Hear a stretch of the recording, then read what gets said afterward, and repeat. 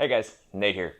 So I got the question recently on when certain activities in baseball should be performed. So specifically this question was, should you throw before you lift, whether it's in season or if it's just as you're warming up for the season, so just going through your throwing program. So I thought I'd lay out how I view a progression throughout the day for daily activities for baseball. So what you see here is my typical outline. Most of these are just categories. Different exercises can be replaced with different parts of these categories. But one thing that I want to point out is there's a gradual warm up to full effort activities, and there's going to be a gradual cool down, so you don't just stop your activities immediately and you're starting to prepare for your next outing or next throw or next day that you're going to be in baseball. Okay? So the first thing I want to point out here is I'm going to separate this from there's going to be stuff you do before you throw or the game, and there's going to be stuff that you do after you throw or after you play in a game. And this is kind of by design. So we're baseball players, so we need to prepare as if we're going to peak and perform at our best for the sport that we're going to do, which is baseball or throwing, for instance. If you're going through your throwing program.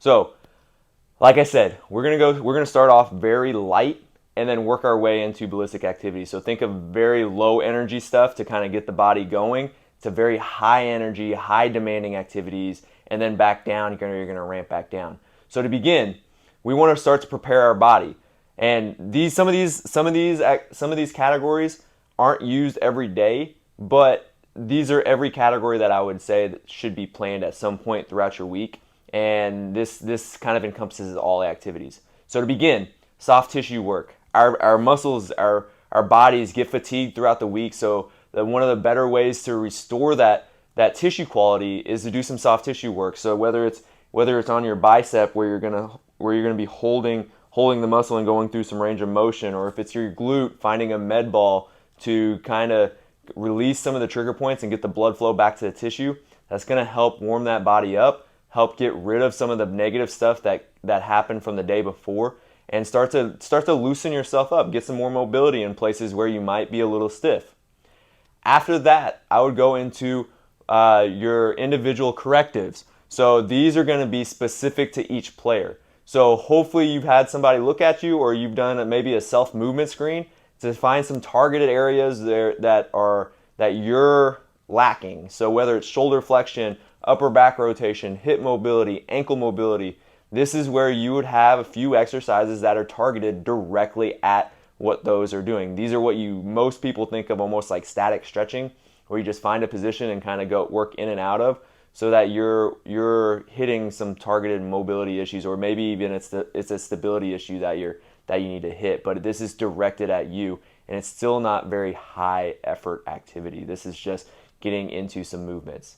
The next after that would be full body prep. This is what a lot of people would consider your dynamic warm up, where you do as a team.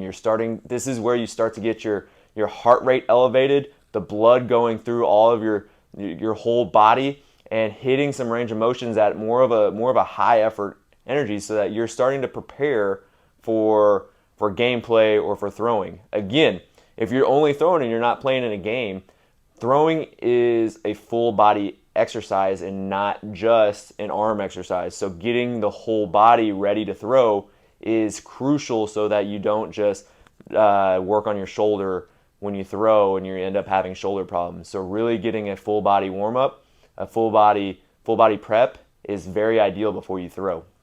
Next, we move into arm prep. This is what most people consider as local arm care, or a lot of people will use J-bands. Those are great as long as you're holding on to them and not putting them around your wrist. But grip them hard, go through a J-band routine, or go through some arm readiness activities where you're waking up the muscles of your shoulder.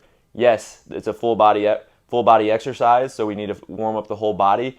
But overhead, we need to make sure that we're waking up some of the local areas and local tissues of the shoulder as well. And then the next thing we go to is body readiness. This is what I would say is more of a ballistic, the high effort. I like to use Indian clubs to get the arm and swinging and taking some steps with it, or maybe a lunge with an Indian club to create some powerful movements and moving in a very quick manner. because what we're going to do in a game and what we're going to do when we're throwing is very quick, high effort. So this is where we need to start getting higher, quicker movements so that the body's ready to do that in the next thing where we do, which is throwing, whether this inner game or catch play prior to the game, or if we're just starting to warm up in the preseason, where we're gonna go through our throwing program to prepare ourselves for the season. But this is where this comes in. This is what we do in our sports. So this is what we're prepared to do. Okay? So if you're playing in a game, your catch play is what you do prior to the game to what you would normally consider as warming up your arm, but we should be warm prior to throwing from everything that we've done prior. So once we throw in a game, this is when we start going into what I think of as development. So this is what we do. We need to be prepared for it, but we're also thinking next down the line. So we need to develop so we don't become stagnant on where we're at physically and performance-wise. So we move on again. We're thinking this as, so if this is what we're trying to do, high effort energy, the next thing we're going to do is energy systems development, which is what you would think of as sprinting. We would want sprinting and then strength, because if we do high effort stuff, so the best way to become fast is to run fast. The best way to get better at your 30 or your 60 yard is to run a 30 and 60 yard under time. So stopwatch and run as fast as you can, because if you run distance, you're going to end up getting slower. Your body doesn't know how to process that and change into a quick twitch muscles. So we're going to put this high, and we're going to do this first. What happens if you switch up the strength development and energy system development? You tire yourself out during your strength development so that you're not going to be able to move as fast for your energy systems development. Same thing if you switch strength and throwing in a game. If we want to be fast, if we want to be quick in a game, we're not going to want to do strength development prior, or even energy system development prior to a game or throwing, because we want to be fast and quick here and not become slow from the strength development. Now that doesn't mean you're going to get slow from strength development. That just means it needs to be in a different time than before we do all the stuff that we need to be quick and fast for that day. So energy systems first, then strength development, and then like I said, we're going to start kind of cooling down. We're going to get into some local development. So local arm care. Now this will be different based off on your day, and if you have any questions on this, feel free to reach out to me. But local arm care would come after strength development. So strength development, think of full body strength. Local arm care is going to be very isolated to the shoulder, so that's going to be coming right after the full body, so that you can isolate some muscles that you may have missed with the full body strength. And then after that, movement corrective. This is what I think of as a long duration strength, so endurance strength, which is great thing to do for cool down. This is where I would start doing a Turkish get up, where you're holding a kettlebell above your head and going from laying down to standing and then back down. This is where I would do what's called a 6-position carry, which is you're literally carrying a kettlebell in 6 different positions for anywhere between 5 to 10 minutes. So that's a great little cool down, get the heart rate back down, but you're also hitting some different development keys for the shoulder where you may not have hit from the local arm care or strength development. Okay, guys. So to recap, we want to go, if we're thinking on how to plan out our day, we're going to do a warm up that's kind of progressive in intensity to lead us up to the main thing that we're going to do, which is throwing in a game.